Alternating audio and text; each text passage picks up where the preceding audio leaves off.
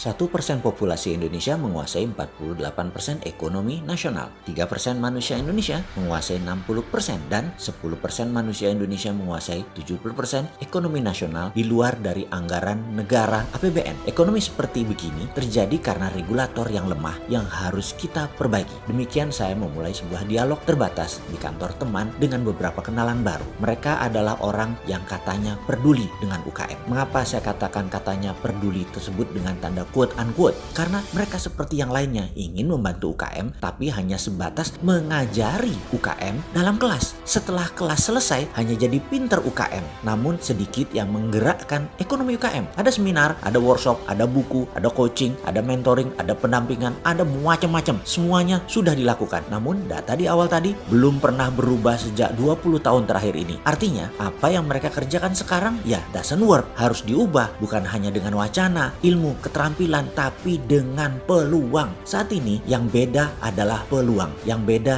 yang tidak adil adalah kesempatan. Coba deh, apa syarat pinjaman bank? Ada jaminan. Apakah semua pengusaha punya jaminan? Apakah UKM punya jaminan? Pertanyaan berikutnya, apakah syarat IPO di bursa saham? Omsetnya harus di atas 50 miliar setahun atau kapitalisasinya harus besar. UKM bisakah melantai di bursa IDX? Pakai fintech?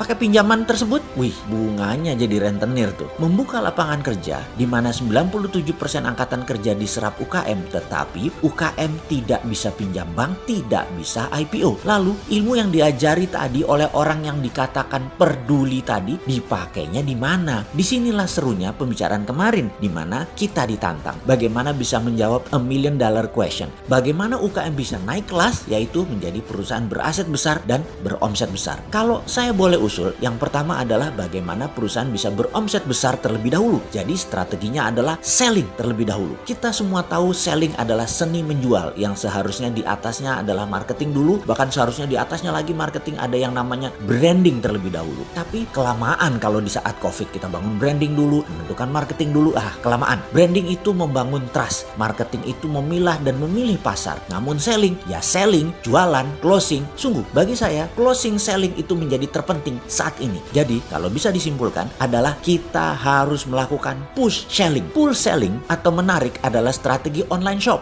Berjualan menggunakan sosmed seperti IG atau FB. Marketplace seperti Tokopedia, Bukalapak, Shopee itu semua besar biaya iklannya. Karena membuat orang kita tarik datang ke landing page kita, datang ke lapak kita. Di masa daya beli pilih-pilih seperti saat ini, karena kontraksi ekonomi resesi dunia, maka pull selling kurang agresif. Narik itu kurang agresif. Kita harus nyerang. Menyerang itu apa? Namanya push selling. Kita datangi sosmed orang, kita sambangi email orang, WA orang, Telegram grup, apapun kita infokan. Kita serbu dengan berbagai tools. Oke, ada yang perlu contoh push selling lebih rinci nggak? Oke, kita jelaskan, kita sederhanakan, kita ikuti cerita ini. Beberapa saat yang lalu ada pertanyaan dilontarkan ke saya. Bisa jelaskan apa itu dinaran, Pak? Pertanyaan datang dari seorang yang baru dikenalkan oleh mitra bisnis saya. Saya pun menjawab begini. Dinaran adalah GoPay plus Genius plus debit card plus underlying emas. Oh gitu, sistem pembayaran toh. Saya pikir dinaran itu seperti beli emas di Pegadaian, hanya lebih liquid karena berbasis teknologi digital. Oh bukan Pak, dinaran adalah aplikasi alat bayar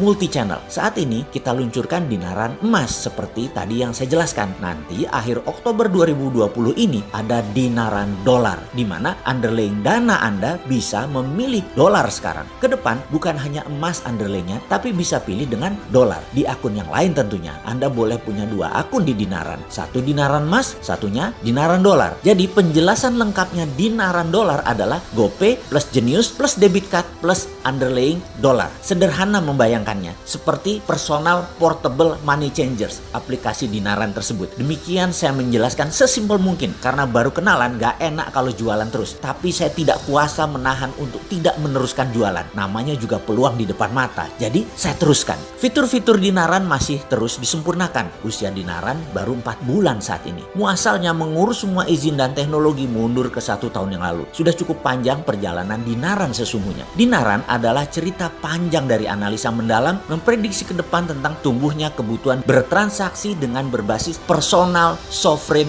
wealth fund. yaitu uang pribadi masing-masing setiap individu punya underlayingnya. Di sisi lain, aplikasinya harus memiliki semua sarana untuk uang keluar dan uang masuk. Wallet, e-money, debit, dan berbagai multi-channel harus bisa menjadi sarana bayar atau sarana transaksi. Dinaran saat ini belum berani klaim diri sebagai the first digital banking 5.0, yaitu banking from non-bank. Belum, Dinaran masih bayi, baru 150.000 member dan nasabah yang terdaftar 4 bulan ini. Masih banyak fitur-fitur yang belum selesai dan terus disempurnakan. Kami optimis dalam beberapa tahun ke depan, Dinaran akan diperhitungkan di kancah internasional. Semua ini sangat bergantung kepada Anda sahabat semua yang percaya dengan kekuatan nasional yang bisa menjadikan Indonesia pemain kelas dunia. Sahabat, terima kasih atas kepercayaan dan dukungan terhadap Dinaran. Bagi sahabat yang ingin bergabung dan mendaftar, bisa download aplikasi di App Store atau transaksi langsung di web dinaran.id. Demikian contoh sederhana push selling.